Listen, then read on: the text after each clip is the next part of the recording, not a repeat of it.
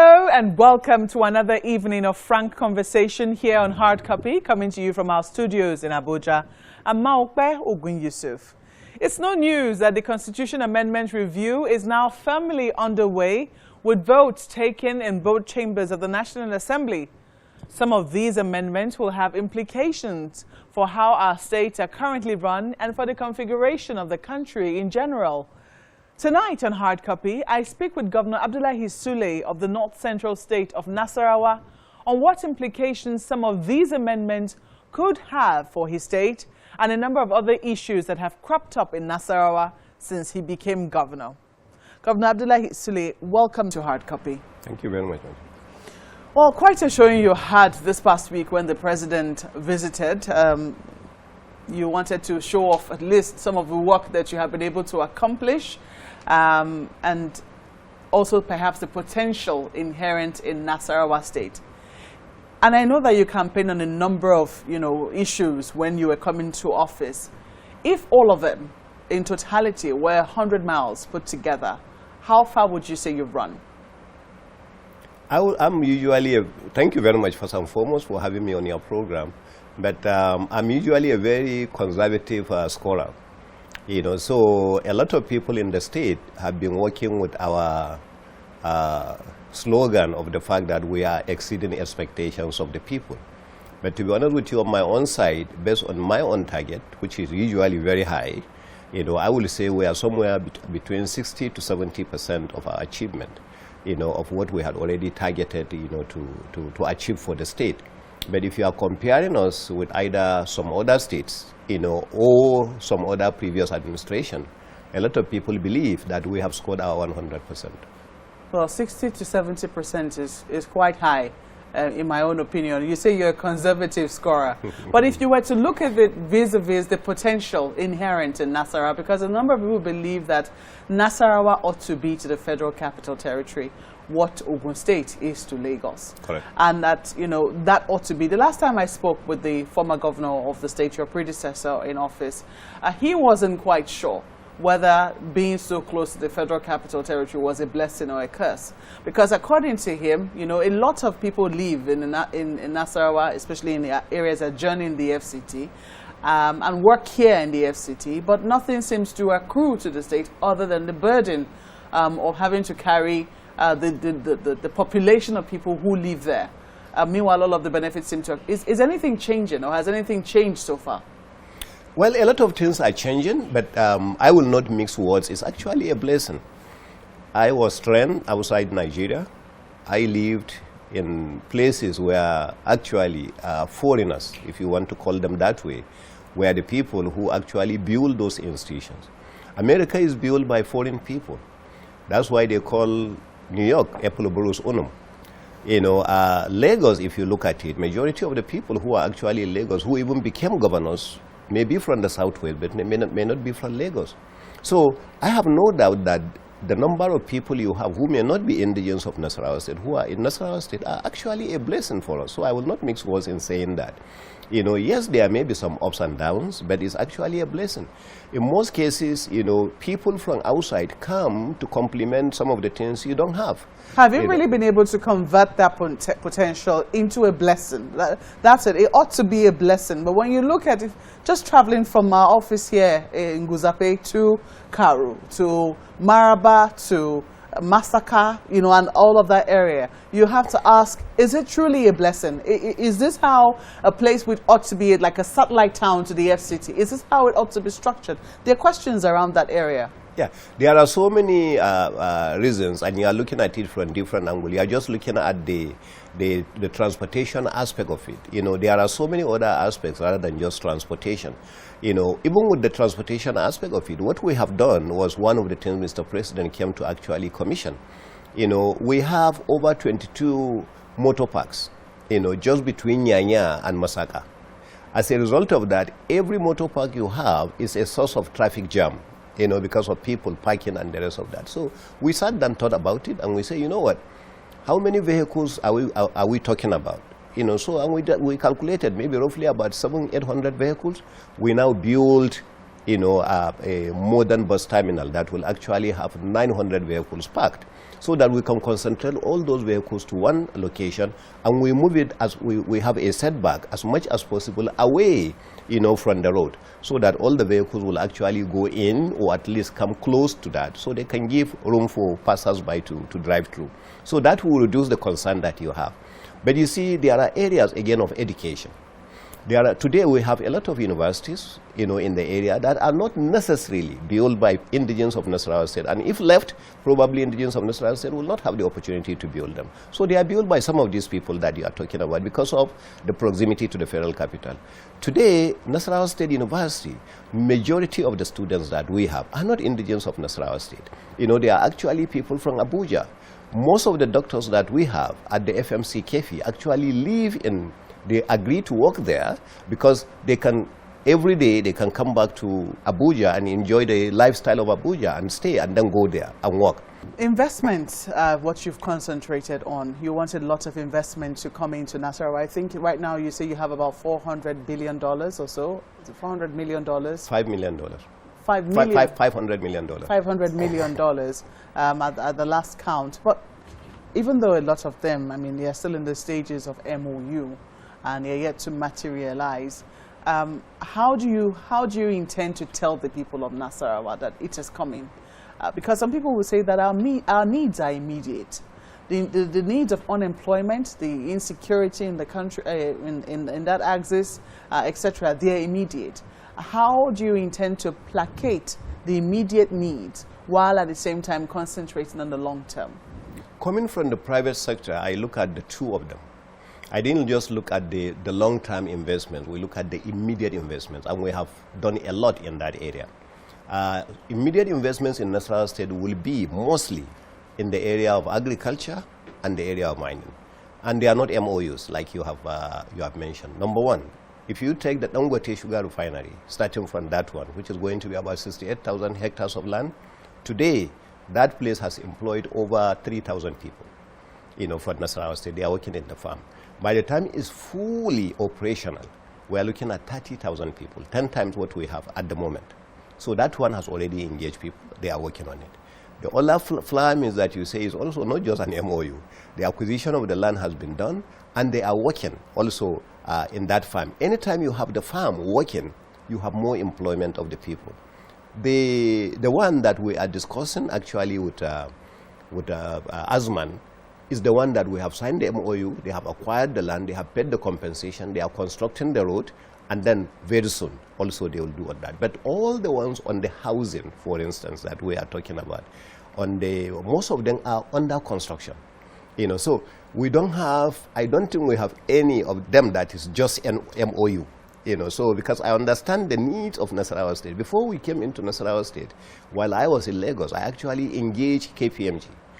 So they carried out the real assessment of the state, to find out what do we really need in the state. And they are exactly right with you. They say the state needs immediate sources of employment, immediate. So on arrival, not too long after I arrived, I now decided to search for people I know who could help us and guide us. And so we set up what we call the Nasarawa Economic Development Advisory Committee. And that committee was chaired again, is still chaired, by Professor Konya Ajayi, who happens to be from Ogun State. But I know how good he is when it comes to investment. We pleaded with him to come and chair it. He agreed. And then we brought people like Dipiolu. We brought a lot of other people, who are experts in the area of investment, who could also guide us to do that. And they came in, and we have roughly 15 professionals, most of them former MDs of this, professor of that, this and that, and they are doing it at no cost to us. In fact, sometimes they spend their money to help Nasarawa State, to do that. So we are getting a lot from that. Then we develop a program called the Nasarawa Economic Development Strategy, based on the report from KPMG that they have done for me. Based on that, again, we started working, in that area to say, this place we need immediate, this place we need long term, this place we need that, and that's what we are doing. So most of our MOUs and the PPPs that we have are programs that are not going to last more than 24 months. Some of them 12 months, some of them 9 months, because our people, like you said, need employment immediately, but we need education. Because you can have all these things without education. So we set up you know, a technical and vocational institute for people who have degrees and certificates and can get jobs with that without any skill. So what's the IGR now like in Nasarawa? Last we checked, it was around 400 million per month or so. What is it? Has it gone up, or these plans that you have? I mean, we know that COVID did, you know, almost all the states took a hit in terms of what comes from federal allocation to them, and you have quite a big ambition for Nasarawa. So, how is that going with the financial flow within Nasarawa, IGR inclusive and FAC as well? Okay. On the IGR side, you know, you were not up to date when you say 400. You know, by the time we came in, it was already above 500. You know, that's the time we came in and took over. You know, that time Nasarawa State was somewhere around number 26, 27 in the country. You know, even with the 500, it will surprise you. You know, we are around number 27 out of 36 states, so Nasarawa was better than about 9 states, you know, in the federation. So that's when we came in. Today we are number 16. Okay, in so and today at the same level of 500. No. Today we are generating 3 times what we used to generate. 1.5 billion. Yeah, a little over 1.5 billion a month. You know, that's what we are generating right now. Our target actually in Nasarawa, our expenses are also not like some of the big states because we are cutting our cut according to our size. You know, so based on that, if Nasarawa State, my target, you know, is to go anywhere between 3 to 4 billion, you know, a month. And it's possible the way we are going. You know, so if we are able to achieve that, I will say Nasarawa has achieved something. You know, I came in and found some permanent secretaries that were having challenges operating their laptops and desktops. You know, I don't think Ogun State had that kind of problem.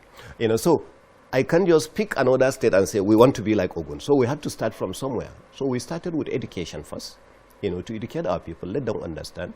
We have what we call the Bureau for ICT. We actually help the Bureau, you know, to get more training. You know, we emphasize on our department that is actually on this capital development. We continue to do that in that area while I'm not adopting, because if we say we are just going to concentrate in education, we'll be left behind. So that's why we kept managing. So some knowledge we don't have, we bring in from outside, you know, for people to come in and assist and teach, and that's what brought about the issue of this economic advisory council that I mentioned to you. I'm glad that you see the need in education and you're investing quite a lot in there. I have to deviate a little because we see that nationally we have a problem with tertiary education, which is where the expertise which you need, usually comes in. And right now, you know, it's at a standstill. As we speak, lecturers are out of classes. You belong to the ruling party. Does your party understand the importance, the implication as well of what is currently happening with the strikes in the universities? I mean, change was the mantra, wasn't it? I don't want to personalize it, but in Nasarawa State, I strongly believe, with due respect, we do understand that. The first year we came in, we actually, at our budget, 26% of our budget went into education. The second year, 31% of our budget went into education. The third year, 36% of our budget went into education. We are putting more and more into education because we truly believe we need that education. And how did I get into that? You know, I got into that because the first day we were brought in as governors-elect, I wasn't even a governor sworn in yet. When they started showing us, you know, they brought all these consultants to tell us about the country. When they started showing us, and I saw the position of Nasarawa State, I put my head down. I couldn't, in shame, really. You know, so that's why I said, even if I can concentrate only on education and take away this youth that we utilize as talks only during elections and abandon them along the way. Say, if that's the only thing I can do, you know, I will say I have achieved something. Are you championing that education within your party? That's the question I'm trying to pose. I champion that in my state. If other states see it, you know, and want to go in that direction, and a lot of governors are also championing that in their various states with due respect. I see a lot of, without mentioning names, you know, I see a lot of governors that are putting a lot of attention, irrespective of the political party now.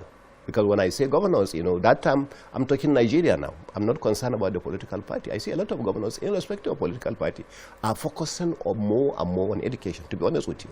You know, but it's a system that has to take time to build. You know, so, and I think that's where we are. Welcome back. You're watching Hard Copy, coming to you from our studios in Abuja. My guest tonight is Mr. Chuma Nwokolo, a lawyer, poet, and storyteller.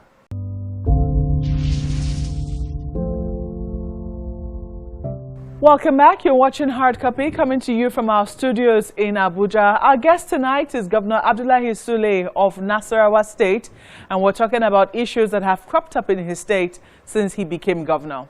Well, talking about Nigeria now, the National Assembly has, you know, they are beginning to wind up their own part of the constitution amendment process. I know it's going to go to the state and it's going to come back to them again, but this is a major part which the nation has watched with interest. Part of what has gone through at the National Assembly's level is local government autonomy.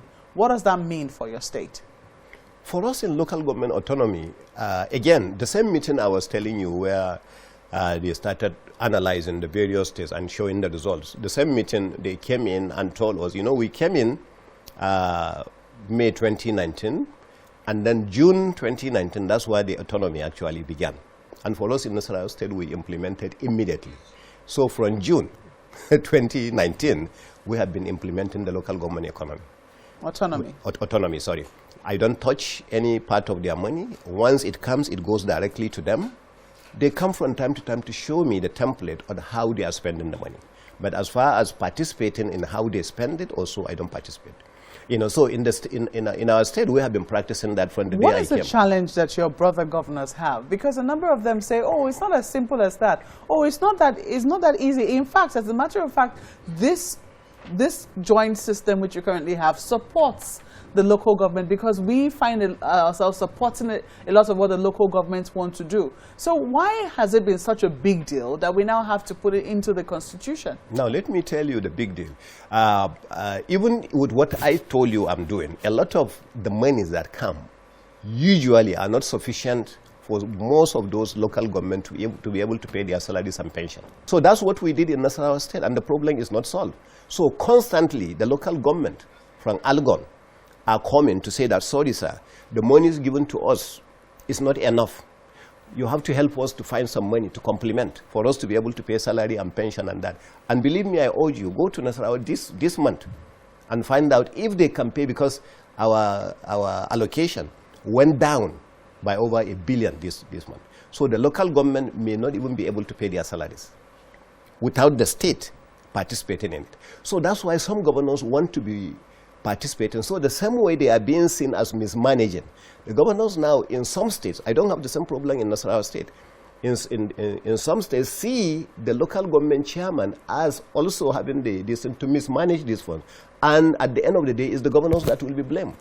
Well, let's talk about security. I know that, you know, you're one of those that have also been pretty upfront in terms of the security challenges that you face. Indeed, perhaps the proximity of Nasarawa as well to the FCT makes it a target, because the people who want to rout evil in the country want to make the biggest noise, and so they would look for somewhere they can hide while they're trying to plan the attacks on the FCT. And a few times we've seen you go to the villa to talk about the challenges you have and the threats that we currently face as a people, especially looking at what was happening in your state, the intelligence you have in your state. What fundamental shift has happened in that particular area to at least calm frayed nerves, people who are anxious about the togetherness and the security and safety of this country? I think we have came in with a different approach of collective responsibility of the people. I come from a royal family. My grandfather was a traditional ruler. My father is the traditional ruler for the past 52 years. So I grew up in that system. So I know the responsibilities of traditional rulers.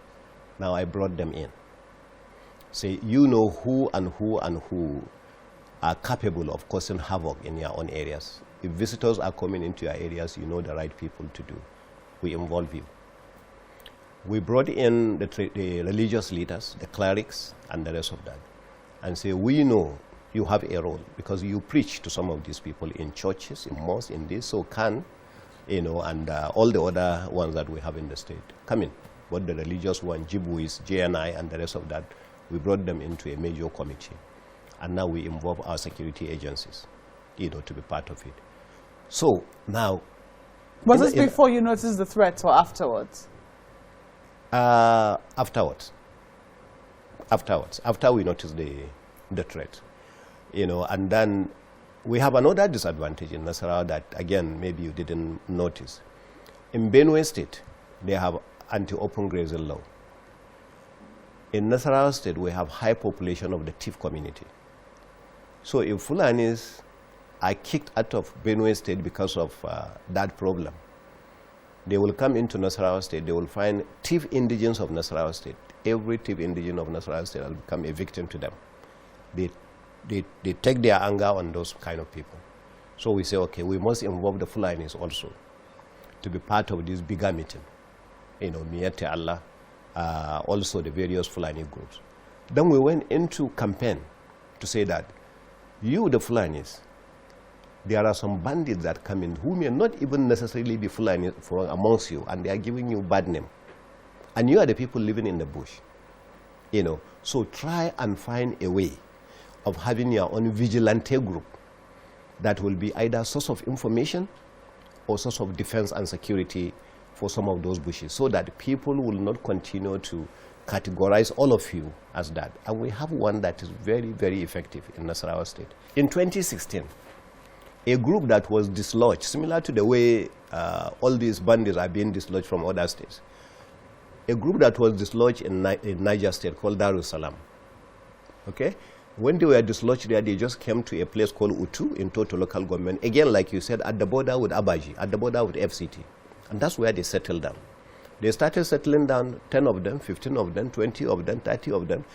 By the time we came in 2019, we had over 1,500 of them living in the bushes.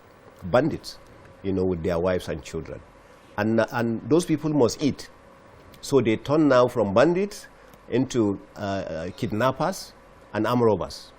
And at one point, they were blocking the roads at will. You know, so we asked for support. And one good thing is, we always praise Mr. President. There was no way you could bring anything concerning security to him, and action will not be taken immediately, sometimes within 24 hours. You know, so today, God so kind, we were able to dislodge those kind of people. But the moment we dislodge them, we say we will not allow them to regroup. You know, so that's why we continue having that. So anywhere we are having visitors moving in, you know, we dislodge them. We don't allow them to settle down. You know, so that is what is happening. We were able also to have more and more of some of those security outfits settle down in some of the potential areas that some of those bandits could come and settle down. Well, as we wrap up now, I'm going to ask you very quickly if you were also disappointed in terms of how, because as we're still looking at the Constitution Amendment, how members voted with regards to the bills that had to, that affected women in the Constitution Amendment.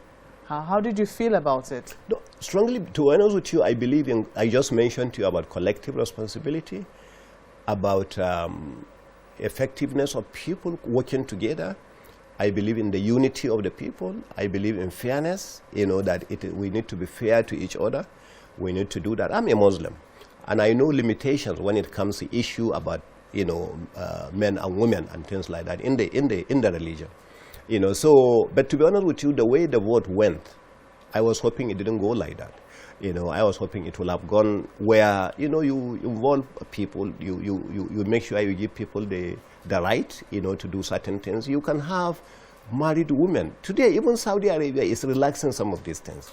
Women in Saudi Arabia will not even be allowed to drive. Today, they are allowed to drive. You know, so some of these things are being relaxed in order to make sure you are giving people opportunities, you know, to be able to. Otherwise, you will be losing one aspect of the society that has the capacity, you know, to do that. Look at the questions you kept asking me. If it is probably a man, maybe we may have some men that may not have the capacity to ask me those kind of questions you're asking. So you see, if you have said no women should ask men questions, well, probably I wouldn't have, you wouldn't have the advantage that we are having. So I strongly believe, you know, that we should give people equal opportunity. I'm not talking to you because you are a woman. I'm saying it from us in the state, what we have done so far. The chief judge of the state, in our state, for the first time, is a woman. You know, and she is doing a fantastic job. When I returned to Nigeria in the year 2000, my first company secretary, I have always mentioned about her, Mrs. Elizabeth Idigbe, who's a woman. Fantastic. All the companies that I have gone to run, I have not so far come across a company secretary like her. It's a woman. You know, so my corporate affairs manager that I have worked with is a woman, Ngozi Ngene. You know, she was one of the best that I have had. She did all my writing and things like that when I was the managing director of the various companies. You know, so my PA that has managed everything. So I have worked with women a lot. And by the way, to be personal now, I'm extremely close to my mother. My mother is my biggest advisor. You know, so she's still alive. And where I go and sit to her, and she guides me, she tells me this, you know, so I'm extremely close to her. Governor Abdullahi Sule, thank you for coming on Hard Copy. Thank you very much. I really appreciate it. Well, that's our program tonight. We welcome your suggestions and thoughts to the handles showing on your screen. Thank you for watching. I'm Maokwe Ogun Yusuf. Good night.